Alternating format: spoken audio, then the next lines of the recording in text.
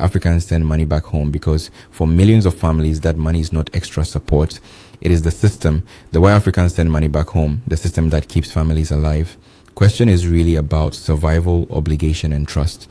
And if you want the short answer first, this flow of money keeps households running, but it also creates a burden that can quietly limit the sender's own future. The people sending it are usually migrants, workers abroad, students, and professionals who left home for better pay or safety.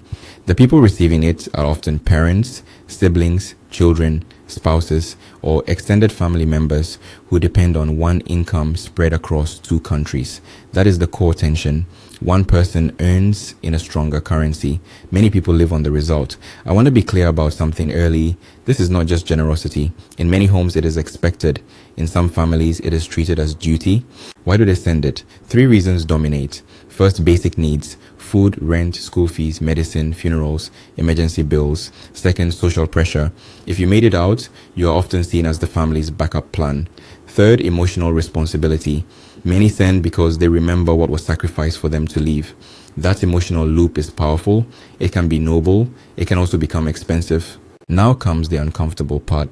Is the money always used for the intended purpose? No. Sometimes it is. Sometimes it is partly used. Sometimes it disappears into family politics, urgent shocks, or poor planning. A parent may need medicine today, but the money ends up covering school fees tomorrow or supporting another relative who was never mentioned.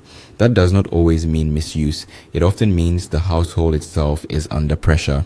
Still, for the sender, the result can be frustrating. You wired money for one problem and got 10. Does the practice make financial sense for the sender? Only when it is sustainable. If the sender is saving, investing, and still meeting their own obligations, remittances can be a healthy form of family support. But if the sender is in debt, delaying retirement savings, or living paycheck to paycheck just to maintain appearances, then the system starts eating the future. That is where duty becomes leakage. And once that pattern is established, it can last for years. Compared with other cultures, Africans are not unique in sending money home. Chinese, Hispanic, South Asian, and many other diaspora communities do it too.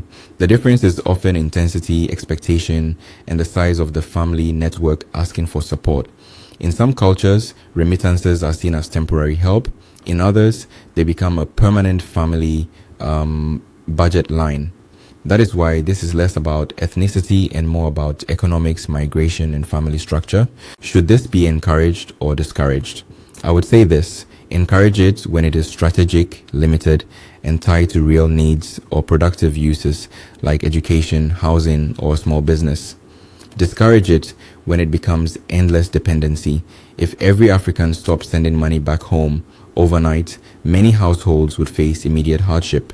But there would also be a forced reset. Families would have to build local income, governments would face more pressure, and diaspora earners would keep more of their own wealth.